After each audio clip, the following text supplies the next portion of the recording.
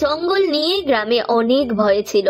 সেখানে কিছু বিপজ্জনক মানুষ এবং বন্য প্রাণী বাস করে যারা মানুষকে মেরে খায়, তাই সেখানে কেউ যেত না।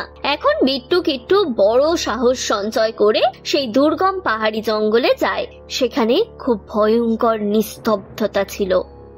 হনুমানজি, আমাদের সাহায্য করুন। ভাই, এই জঙ্গল তো খুব ভয়ঙ্কর। ভয় পাস না কিট্টু, বজরংবলী আছেন আমাদের সাথে, আমাদের কিছু হবে না। তারপর অনেক কালো মানুষ সেখানে আসে। তারা গাছের পাতা পড়েছিল। তারা সবাই বিট্টু আর কিট্টুকে ঘিরে ফেলে। ওরে বাপরে, এরা কারা? সেই লোকেদের চেহারা খুব ভয়ঙ্কর ছিল এবং তাদের হাতে অস্ত্র ছিল। তখন একজন নেতা বলে ওঠে, এনা ঝাপুদা হ্যাক্কা হ্যাক্কা হ্যাক্কা। কি বলছো? তখনই সর্দার দুজনের কাছাকাছি আসে।